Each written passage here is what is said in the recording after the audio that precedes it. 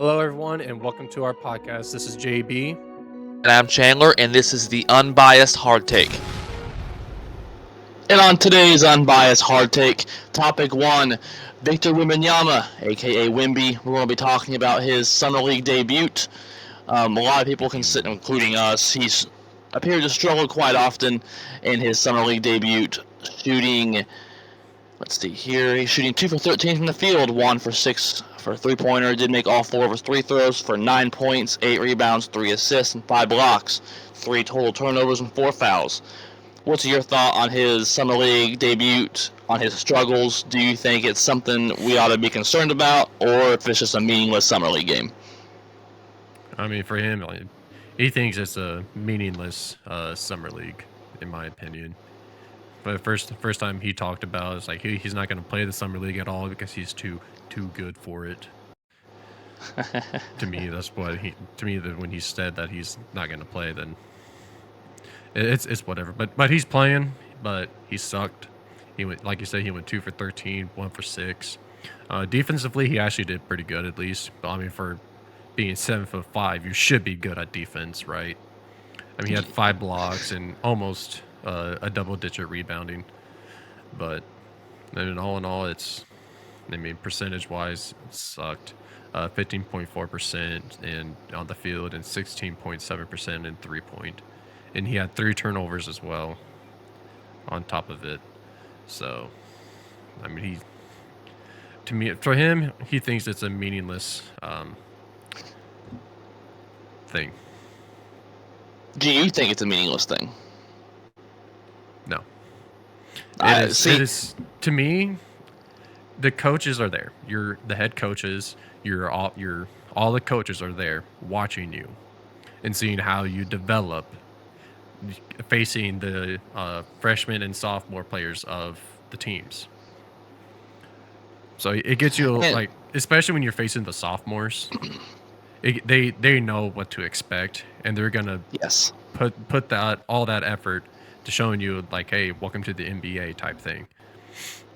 So, and that happened with Wemby. What's that? And that did happen with Wemby. He got posterized by Kai Jones. Oh, he got yammed on. Yes, he did. Yes, he did. And that's what we were talking about before he got drafted. He's not big enough. He's too weak.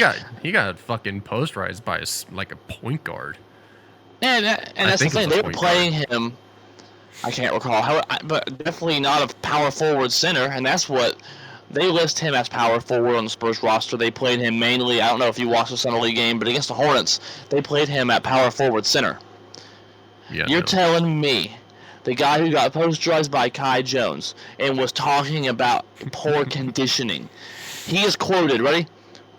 I think there's a lot of conditioning to do, Wembanyama said, especially with our play style. We run a lot. It's really exhausting.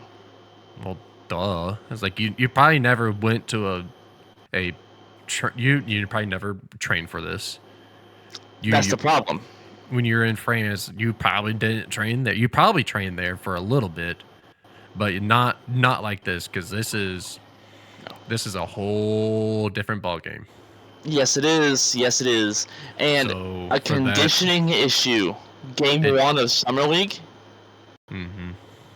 And Game 1 of Summer League. And you're tired already. Already? Like, literally, like, how are you going to hold up an 82-game season? How are you going to hold up a playoffs? You're supposed to be the face of the NBA. How are you going to hold up to win championships, to compete in the NBA for 10, 15, 20 years? It's not going to last. I am quoted on this podcast before he got drafted saying he's too small to play. He is. The height is amazing, but his body is like Chet Holmgren, for example. When he got drafted, he was skinny, like a beanpole. He got hurt, and then he got hurt, and then I think this coming up season, he actually put up like almost 100 pounds. He's put some weight on for sure, and he's actually looked really good this Summer League too. Yeah, he did look pretty good. His first game back, he looked a little rusted, but when he kept playing, he started looking a lot better. But Wemby, he's I don't think he doesn't have that like that go get it mentality. He's And just there. He's waiting for his height to yes, give him the advantage, and when LeBron comes up and dunks on your ass, it's not gonna be pretty, no, it's not. And you're going to be with the Spurs and he's gonna complain. against Anthony Davis at power forward, Yep, against Jokic at center. These type of dudes. You know what I big mean? It dudes. isn't going to go well. He's going to get humiliated, and that's my thing. Hmm. He's talking about poor conditioning. That's a Hmm. red flag. Yep. You're not conditioned well, and what have you been doing? And you're supposed to be the future face of the NBA. So I'm not saying his poor performance is so much a red flag. Kevin Durant struggled his first summer league game. People recall in 02 with the Sonics. I have it up here. He struggled mightily his first game. But the issue is he wasn't talking about conditioning. Nope. You have a small power forward who's extremely skinny, awkward looking, and has poor conditioning and has admitted it. Admitted it. Bunch of red flags. He's going to be the next Greg Oden, in my opinion. And To me, don't forget Giannis. He was also skinny coming in, and look at him now. but it took years to develop. Yes, it took years to develop, but still, look how he decided to get that go get it mentality, and now look at Yes. him. He's an And I MVP, think, and he is a champion and a future Hall of Famer. and a future Hall of Famer, exactly. And I agree with you on that. I don't think he's going to come out win rookie of the year and look good for his first. He's going to be a development guy. I thought he was more of a late first round pick anyway, in my opinion. Yep. He's skinny. His conditioning's poor. He shoots 3-pointers good, but he shot horrible against the Hornets in the summer league. And mind you, the NBA 3-point line is different than what he played for with Mets 92. It's a different 3-point line. So there's all these adjustments he has to make. He's not going to be good his first few years. He needs to develop like Giannis, and people aren't expecting that from him. They're expecting him to come out and be LeBron. Yep. It's the unrealistic expectations. And that's. Do you think the Spurs are really going to sit him and let him develop for 2 seasons or even 1 season? I mean, no. Well, Greg Popovich, he signed that, was it 3-year, 5-year deal, 80 He mil? did. So, And I mean, if he's smart and he's actually sees potential in this dude, and honestly, coming off the bench, he's coming off the bench. If he's gonna keep, we'll wait for game 2 and 3, which is going to be today. Exactly. But we'll figure that out later on. If he actually puts up numbers and actually shoots better than a 15.4 or a 16.7%. That's horrible. And the Spurs, I'm telling you, they're not going to let him rest. There's going to be too much pressure on this guy. If the Spurs struggle, which they probably will out west in the stacked West, they're going to struggle. So especially if they're struggling, they're going to want to put Wemby out there. They're going to put him out there because of the pressure of the fan base and the media. And he's going to struggle. I'm telling you, man, he's going to struggle. You're going to ruin the kid's confidence, and he's going to be a bust by year 3. Yeah, I think I think he already got the taste of the media already with Britney Spears. Oh my God. He's already a distraction. All because she wanted a picture. He's already a distraction. The 3-point line's different. He shot piss poor in the first game. His conditioning's bad. He's skinny. Yep. Too many red flags. Way too many red flags. And he needs to be in condition. In conditioning, he needs to run. But that shows about his work ethic. Exactly. You're coming to the NBA poorly conditioned. Since he said that comment, his trainers, it's gonna put a lot of work into him. And and it's bad. It's kind of concerning where Spurs assistant coach Matt Nielsen, who is the head coach of the Summer League team, said that there was times where he looked tired on the court, and at times he had a bunch of energy. He said, quote, "It was a pretty physical game, so I thought he did really good fighting through that stuff." Even the coach admitted that Wemby was tired. Not good. Not a good look. Nope. And But that's the time we have for that topic. Hopefully we'll see Wemby. I want to say this before we move on. I'm not rooting against the kid. I'm not. I don't have anything against him. I just know what my eyes tell me. I hope he improves. I hope he gets it together, and the Popovich and the Spurs staff can kind of get through to him. Me too. Hopefully he gets some weight on him and gets yeah. big like Yao Ming, because Yao Ming was about that height, and I mean, look how big he was. He was 7. What's Wemby? 7'3"? Wemby 7'5". 7'5"? Yep. What was Weighed Yao? about 110 probably. And Yao Ming.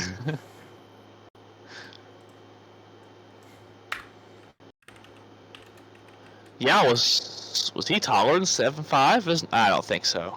He wasn't quite that tall, was he? Oh, he was an inch taller. He was 7'6". Oh, really? Yep. He was 7'6", and he weighs about 311 pounds. And with that, even he had issues later in his career with injuries. Yep. To be noted. That'd be noted. Topic 2. Staying in the world of the National Basketball Association, the NBA is officially unveiling a new in-season tournament format for teams. All 30 teams participate. We're not going to go through the entire details, but they have brackets pretty much, and they will compete for the NBA Cup, is what this new trophy will be called. It does not affect any playoff seedings, any all-star events, nothing like that. The play-in games will count towards the actual 82-game season, with exception of the actual championship game, which will be held in a neutral site in Las Vegas. That one will not count against the actual 82-game season. And again, they will compete for the NBA Cup. Players will receive extra money for winning, losing, all that type of thing. However, it will not affect the playoffs. It's an early season thing, with the dates of it being, let me see if I can find that here. The start date would be November 3rd, and the end date will be December 9th.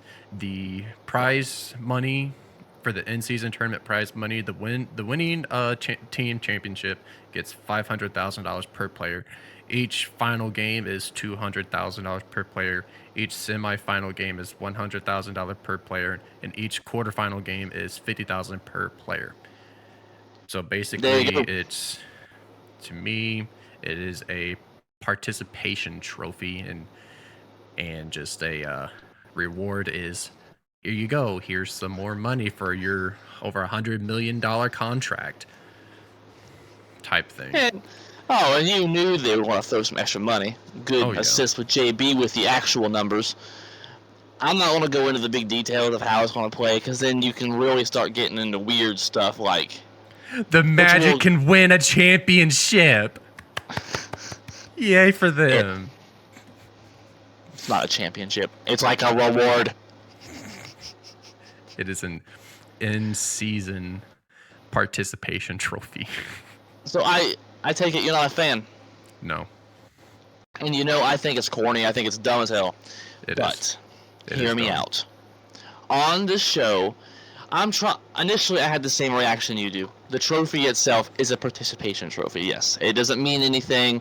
Nope. And they're even going as far to have little awards, little awards for the players and stuff throughout the little cute little in-season tournament they're doing. But I will say this. I like the idea. The initial idea, here's why. Maybe the extra money for the players will assist with load management. We've talked about load management on this show before, especially early on season. You have the early games, October, November, December, January. There's a lot of players resting. Mm-hmm. Especially the playoff teams resting. Yes. Like Kawhi. That Dallas does not know how to do correctly. Paul George, you three, looking at you. You guys are lazy. All right, actually, this is honestly, this just popped in my head. This might be a good thing for all That's them. why, yes. That's the reason why you mentioned those few players that clicked the light bulb in my head. It's like this is a good thing for them for this. It could be. A good thing. It could be a good thing for all the players that's resting and not getting for load management. It's like now here you can win some extra money. Which a lot of these players is all they seem to care about anyway. So this may, I'm not saying it will fix it, but it could counter-react a little bit of the load management. If there's still load management at the beginning of the season, they need to scrap this idea because it's stupid. Mm-hmm. This will only assist load management. Other than that, this has no other meaning. But I'm tired of load management. You know, I bet I'm you sick money of who load management. put this idea on the table. Who? Teams that never won a championship. The Pacers threw at the table. Yeah! The Pacers. We're a basketball state. We need to win a championship, and we're going to have the NBA Cup. Because the Miami Heat will kick our ass. Like they did back in the day with LeBron. Every year. That's right. We win their title hopes every year. Even with the Chicago Bulls. Oh yes, them too. That was funny. Sorry, Jimmy. Sorry. But you're right. It is nothing more than a participation trophy. And it says here they actually have groups. So Group 1 will be Philadelphia, Cleveland, Atlanta, the Pacers, and the Pistons. Eastern groups is Group A, B, and C. Is the Group A is Philadelphia, Cleveland, Atlanta, Indiana, Detroit. Group B is Milwaukee, New York, Miami, Washington, and Charlotte, which that is a easy group. Group C is Boston, Brooklyn, Toronto, Chicago, and Orlando. And here are the That's an easy group. That is also an easy group. What the Western Conference is Group A is Memphis, Phoenix, Los Angeles, Utah, and Portland. Group Clippers. B is Denver, Los Angeles Clippers. And which Group A is Los Angeles Lakers. Group B would be Los Angeles Clippers, New Orleans, Dallas, Houston. Group C is Sacramento, Golden State, Minnesota, Oklahoma, and San Antonio. The NBA also is using a World Cup style draw process, splitting each conference like you just said. Mm-hmm. So that is where they got that idea from. And Stealing. Yes, and again, it will count towards the 82-game season. That's why I don't really have so much issue with this. If this was a separate event, it would piss me off. It would irritate the crap out of me. But because these games, which will only be played on Tuesdays and Thursdays, if I'm reading this correctly, am I understanding that correctly? The NBA has not yet released a full schedule for the in-season tournament, but games will be take place during the first 2 months of the regular season per the collective bargaining agreement. Which I assume this was an add-on. Yes. To that CBA. The group stage games will be played on Tuesdays and Fridays in November. The knockout stages will begin in the early December, and the Final Four will take place on December 7th and 9th in Las Vegas. So again, because these games count towards the actual 82-game season, towards the actual MVP trophy, towards the actual playoffs, I don't mind it. It may get fans involved earlier in the season, especially when you're competing against the NFL. Not saying the NBA can't, because they can. They can definitely compete with the NFL. But early on, games in the NBA don't seem as meaningful. People have a hard time getting into it. Mm-hmm. So that might help. So I'm actually going to say this is a good thing for basketball. I'm all for trying to help load management. So long as it helps load management. If it doesn't, it's stupid. Yeah. Now, I wonder if there's going to be a MVP tournament. Oh my God, the NBA already has a what? They have a championship trophy for the Summer League winner? Yeah. And an MVP, and then it's gonna happen. It's like, who's going to be the MVP for this in-season tournament? Participation trophies. And I think the NBA was actually pushing it even to have a Eastern Conference Finals MVP and Western Conference Finals. I'm okay with it because it is an honor to win the Eastern Conference championship. It is. It's an honor to make the finals. It's It's an honor. So I'm okay with that. But even that's pushing it. But now they're starting to go a little too far with your Summer League champions and your. That happened last year too with the Summer League, with your in-season tournament cup. Whatever. Just get rid of the trophy, and just give the players extra money, and I'd be 100% okay with it. But you're correct. I agree 100% with you. The participation award. Participation. And that's all the time we have for that topic today. Moving on to our last topic today. A little bit more fun. Topic 3, we're moving on to the NFL, sort of. Fantasy football. Because, again, we're in the dark times. Sports. Dark times. There's not a lot of news happening with the NBA and NFL right now. Baseball is the only sport that's playing other than Summer League. Baseball, yay. There's the WNBA. Which honestly, I really don't mind watching it in person. There is a difference of watching baseball. It is a lot better watching it in person. You're actually I thought you were getting ready to say that you didn't mind watching the WNBA. I really thought you were getting ready to say that. No.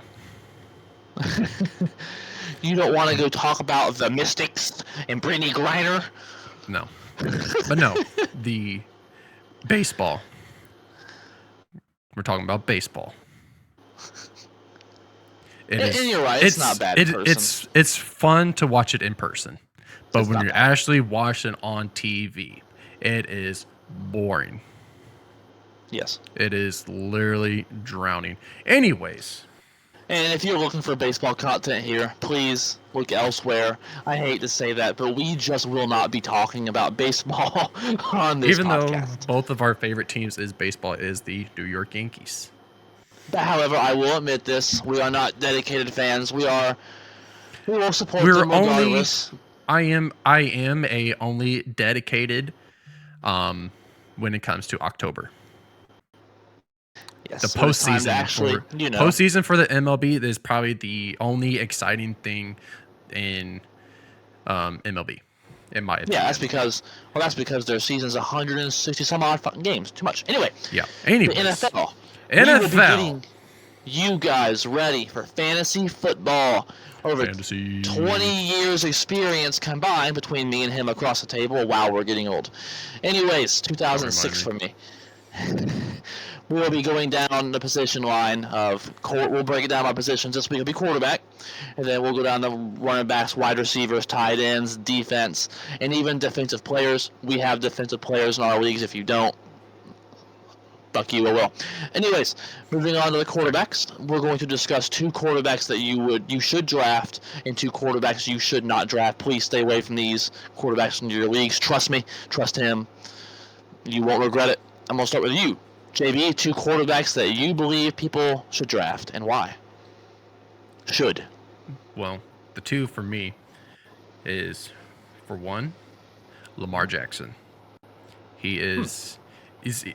Well, for me, it's a toss-up between Dak Prescott or Lamar Jackson. Both of them are fantasy monsters, in my opinion, especially last year. It kind of hurt when Dak got hurt at the beginning of the season. But when he came back, he put up a lot of numbers. I mean, same thing with Lamar Jackson. I mean, he's been a tremendous quarterback in the fantasy world for quite some time. And not like last year because, I mean, he kind of sat out the majority of it because he wasn't getting paid, whatever. You don't think he was actually hurt? Or do you think he was hurt but kind of slowed his process? He was hurt. I believe he was hurt. But he dragged that on way too much. And I think it just became to the point is like, all right, you gave a defensive player a max contract deal that he honestly wasn't even that worth it, anyways, to begin with, because he's not your franchise player.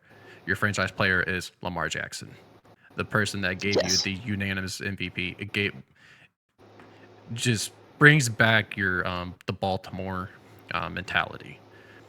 You haven't had that ever since the 2000s. Like, come on. And Now. I like your 2 picks. I actually do. And Well, actually, I Dak, did not pick Dak Prescott. It was Oh, between oh, Dak Prescott and Lamar Jackson. My number one is yours truly, Patrick Mahomes. okay. So you were under the impression that someone should take a quarterback early on. Mm-hmm. Well, not Oh, early on, not early on, to get Pat because Mahomes, you're going to have to. if you get forget to get Patrick Mahomes, you have to. But Well, I don't think you're necessarily wrong because the quarterbacks get a lot of points for you. They do. a lot of points. Mm-hmm. So Pat Mahomes and? So Patrick Mahomes and Lamar Jackson. Oh, okay. I thought you picked Dak and Lamar. My bad. Nope. It was between Dak and Lamar for me, because both of them are amazing fantasy people, like crazy. But Lamar Jackson takes my cake. So does Patrick Mahomes. Yeah. Pat Mahomes easy, and he's going to be off the board quickly. Lamar, yeah. Especially when everyone said that he's not going to be as good since he lost all of his weapons and everything, and now look at him. He still put out amazing numbers, and he even got a bet. Especially the rookie they had this year. Oh yeah, it's going to be a fantastic year for him as well. And I can see that because Lamar also has a good running threat for fantasy as well. People remember this. I'm getting ready to release my 2. Remember this. Winning does not matter in fantasy football. Only stats matter, which goes against my whole life philosophy, especially with sports. I believe only winning matters in sports. Nothing else matters. That's why Michael Jordan's the best basketball player ever. But with fantasy, only stats matter. Yep. So, with that, I would wary people against drafting a quarterback early on in your fantasy league. Mm-hmm. There are so many good quarterbacks who have good statistics only and that put up good numbers that you can find one later on mid-level in your draft. Second and third round, in my opinion. I would say 5th and 6th round because tight ends there's not as many. Depends. It honestly depends on. It depends on what league you're in. That's probably what I would be saying, because and how knowledgeable. Yes. Yes. And not that some people are just want to get into it and they want to pick their favorite players. Yes. I mean, for your first year, that's not wrong. I mean, go ahead, because I did it first. My first year. Because your first year is learning. Your first year is learning. You're trying to get your feet wet and all that stuff. But when you come down, you actually have to look at the player's stats. Yes. And what your league does with the point system. Correct. Our league is different. A lot of leagues have 1 passing yard for every 25 yards. We do not do that. We do 1 for every 10. First down. Every first down. It's common sense to me. So, with that, remember, only stats matter. Me, I believe 5th and 6th round. Because there's not as many good running backs in today's football or tight ends, so you need to spend your early picks on those positions, in my opinion. The positions that's actually more reliable. Correct. So obviously, you're probably not going to get Joe Burrow. You're not going to get Josh Allen. You're probably not going to get Jalen Hurts or Pat Mahomes if you go with my philosophy. So 2 quarterbacks I personally love taking every year. Trevor Lawrence this year. Here's why. He plays in a crappy freaking division. Yep, that's true. Oh, you got 2 games every year against the Colts. They not a playoff team last year. You have 2 games against the Texans. Easy wins should be. 2 games against the Titans, who lost a lot of valuable players as well. So and they might lose Derrick Henry during the season as well. Anyways. And that's possible as well. Yeah, and then you look at the Jaguars roster. Last year, they were a really good team anyway. Mm-hmm. And Trevor Lawrence was a top quarterback in fantasy anyway. On top of that, you have Christian Kirk, and now Calvin Ridley's back. So now he has an extra weapon there. Mm-hmm. On top of a really bad division, young up-and-coming quarterback who led the Jaguars to a playoff win last year. Again, I know that doesn't matter. But his stats last year, you look at Trevor Lawrence's stats last season, and they were actually outstanding. Not having Urban Meyer, he had 4,113 yards, 25 touchdowns, 8 interceptions in his second year. So you expect a further growth than that. So his numbers, I firmly believe, will be way better than he was even last year. So with that, number one. Number two, Captain Kirk Cousins. And while I make fun of Kirk Cousins all the time, hear me out. I see that face. Hear me out. Why Kirk? Because his stats are always phenomenal. Yes, he's going to blow it for you every time. He is. He's going to get you the end primetime Kirk and blow it. And he's going to get you the playoffs and suck ass and choke. However, remember, he doesn't have his he doesn't have Dalvin Cook this year. Exactly. So now their running game is going to suck. So they're probably going to fall behind. They lost some defensive pieces, Dalvin Cook. Their defense was not very good last year. Yep. So, with lack of running game, what are they going to have to do now? Pass to only one person that they have on that team. Pass the ball. And who do they have to pass the ball to? Justin Jefferson. The only target they have. Cousins. But Kirk Cousins, as much as we make fun of him, his stats have always been good. Always. When they had Dalvin Cook, yes. Well, look, even his days with the Redskins. Yes, he played for the Redskins, the goddamn Commanders. 4,116 yards, 29 touchdowns, 11 picks. The next year, 25 touchdowns, 12 picks. Just shy of 5,000 yards, 4,093 yards. The year after that, 27 touchdowns, 13 interceptions, and he's had really good years with the Vikings too. So his stats have always been really good. So with that, you have one of the best receivers in football. I do expect him to still have a good statistical season coming forward. I don't expect the Vikings to make the playoffs. I expect them to regress majorly as a team. But remember, team success has nothing to do with fantasy football. That is why I say Captain Kirk, he's been consistent in fantasy every single season since 2015 with very little to no injuries. Consistency right down the middle.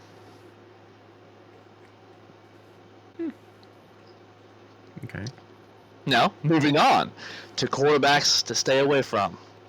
JB, going to pass the ball to you on two fantasy quarterbacks you believe people need to stay away from and why. Me looking at it all.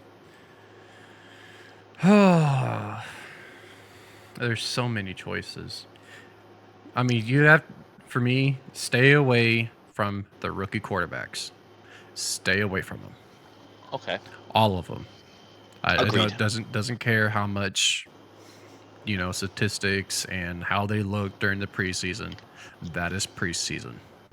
Stay away from the rookie quarterbacks. Yes. You'll thank me later. So. Yes. Because normally, yes, every now and then you'll have an anomaly. They'll have a big game, but the next game, no. Yeah. I mean, for example, look at Kenny Pickett. He had a great year. He did. He coming out through middle of the season, and that one game he had 3 interceptions. That kind of screwed his stat line up for a little bit. But all in all, don't go to rookie quarterbacks. Correct. So for me, even though he's a good running quarterback, to me he is a running back. I know you're going with this one. Justin Fields. Jordan Love owns you, motherfucker. Justin Fields. For me, I would stay away from him. Did you see the breaking news? No. Aaron Rodgers officially signed over his stake of ownership of the Bears to Jordan Love. Breaking news. Funny. Breaking news mid-podcast. Breaking news, Jordan Love. I hope the Bears wished Jordan Love Happy Father's Day. I do. But why would you stay away from him in fantasy, though? We can talk and make fun of him all day, but why? It's to me, for me, he he runs the ball way too much. His stat lines is not that great.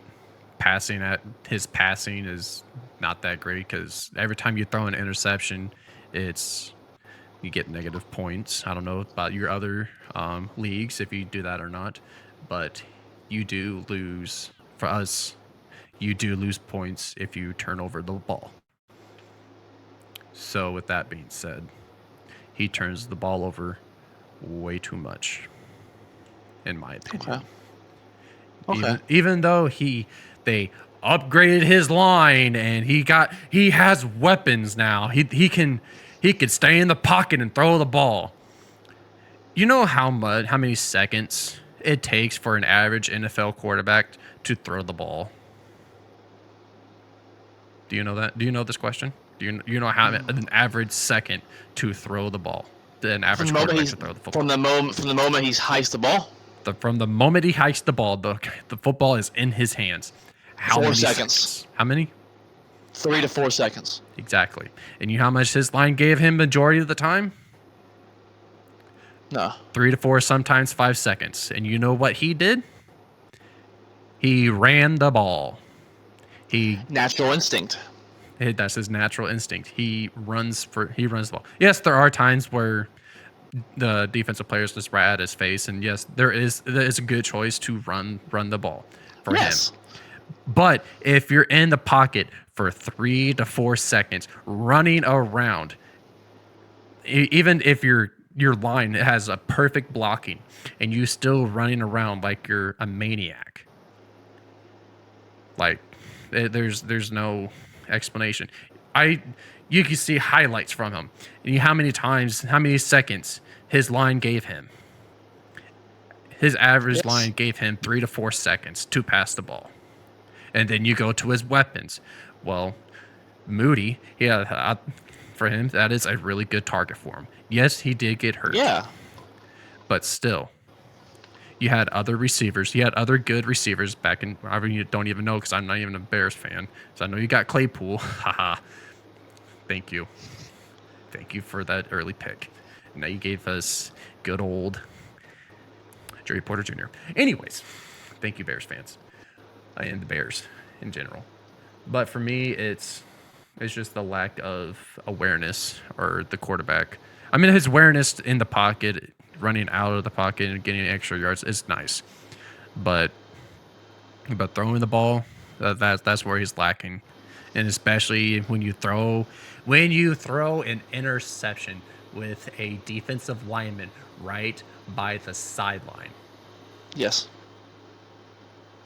And to back how do you not see that? Aiden Hutchinson is literally by the sideline. That's the first thing you look at. You look at the receivers and your corners matchups. And what do you see? You see a defensive lineman at the sideline just standing there. And then you throw it to a receiver in his area, and then he picks the ball off. Like that's the first thing. Like how do you not see that? And that actually shows in his stats. He's entering his 3rd year. You expect, like Lawrence, I'd said, to see a big jump in year 2. Year 2, for Fields, he isn't. Oh God, his completion percentage improved, but the problem is it improved to 60.4. That's bad. Yeah, that is a bad percentage. From his last year, it's a 2-point jump. And 60% still sucks. Yeah. And that, like an average, a good average quarterback completion percentage is about 70-80% roughly. Yeah. Even high 60s is considered right, but your first year you were in the 50s, my dude. This year you improved. He even played 12 games. This season? No, last season. His rookie year, 2021. He played 12 games. I'm looking here, and his completion percentage is only this season 8% better than what Jamarcus Russell had for a career. Mm-hmm. So Take listen to the man. take it as you will. I hope he does good. I hope he does a little I bit don't. better. Well, no, of course you don't. But for me, I hope he. Oh, I hope he makes me eat my words. I don't. I think he's 100% correct, and I hope he's worse than Jordan thinks he is. I will never wish injury. I will never do that, not even on a Bears player. However, I do hope he sucks. So moving on to that. 2 quarterbacks to stay away from me. Well, that was my first One. one. That was Oh, my I thought your first one. second. I No. thought your second was rookie quarterbacks in general. I thought you were being broad. No, that was my first Oh. quarterback. Give me number 2. I just hate Justin Fields. He sucks so bad. Give me number 2. Oh, Kirk Cousins for my number 2. Oh wow. Okay, so we're totally opposite. For me, for this year, like I said, he lost. Kirk Cousins lost Dalvin Cook. What other weapons does he have other than Justin Jefferson? Exactly my point. No one. I lost Adam Thielen. They lost Adam Thielen. No one. He has no one. He only has Justin Jefferson. You know what the defensive teams is going to do? They're going to double team Justin Fields. Jefferson. I mean, oh my God. Now get out of my head, Justin Fields. Justin Jefferson, they're going to double team him way too much because the defense, to me, the defense knows Kirk Cousins has no weapons. That's his only weapon. Yes, even though their backup running back last season had a pretty good season. He did. But to me, it's not Dalvin Cook. He doesn't fight for the yards as what Dalvin Cook does.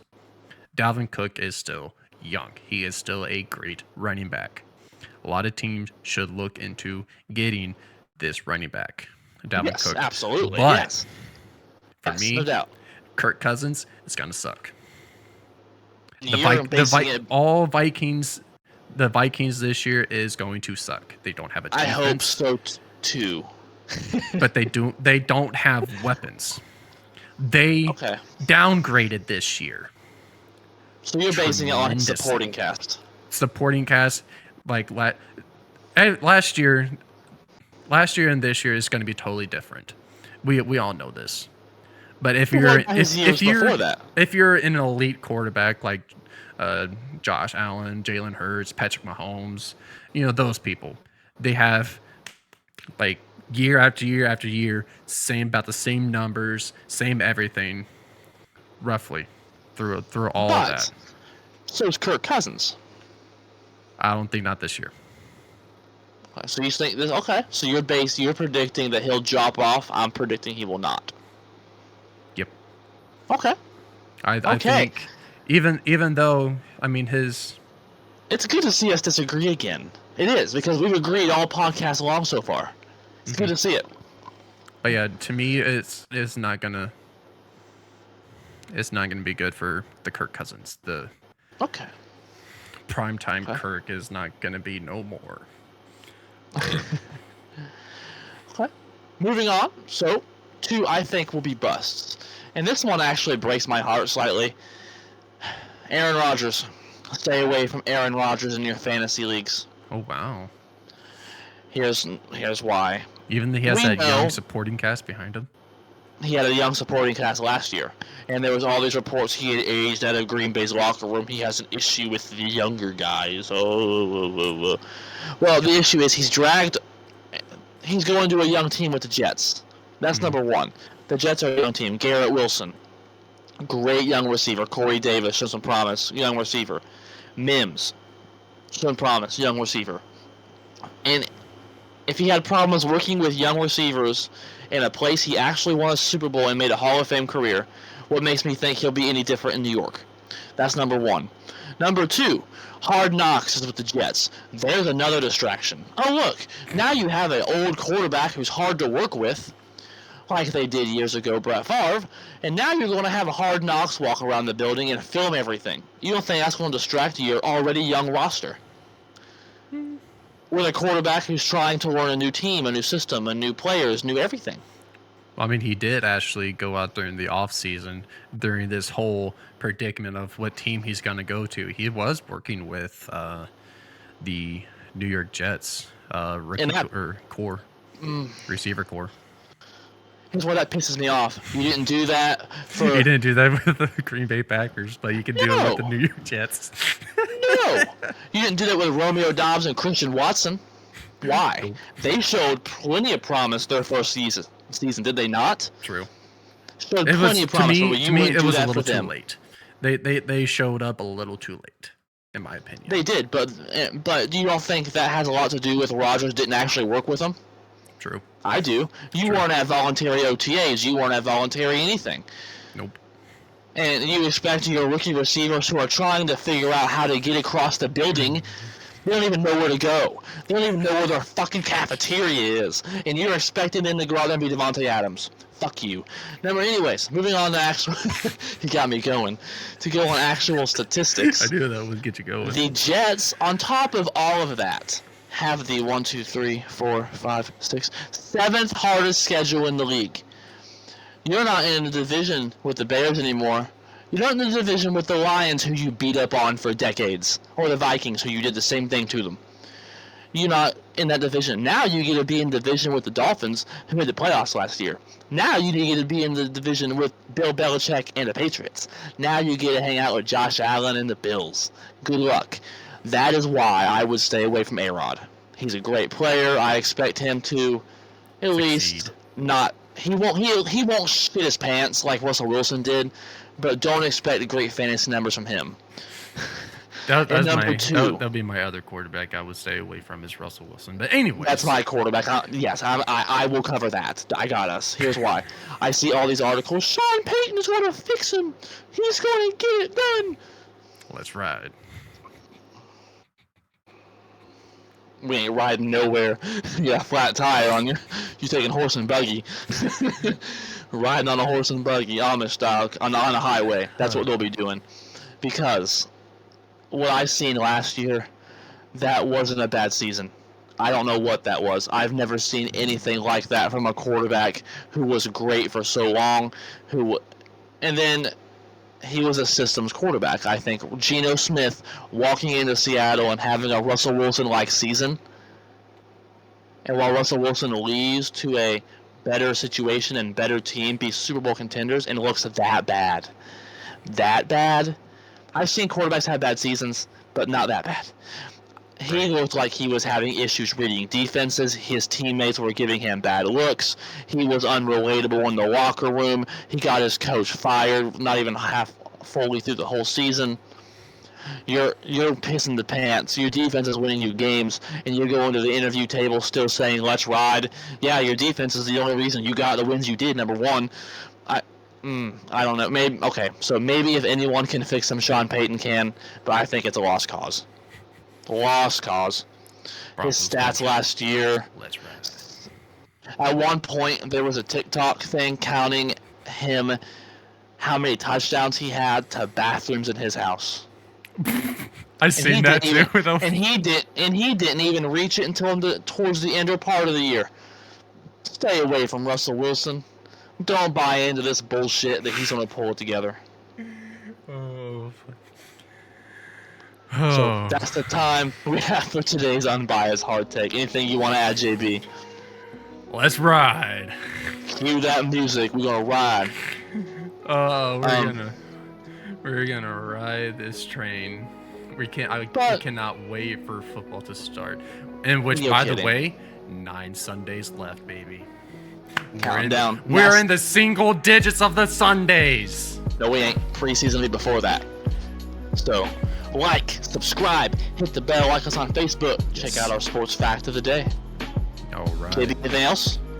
Nope. Just be prepared get ready for fantasy football because it's gonna come. It's coming, baby. It's coming. And we'll do the same for basketball as well. Yes, sir. I will see you all next week. See you on our short takes coming up. Till next time. See ya.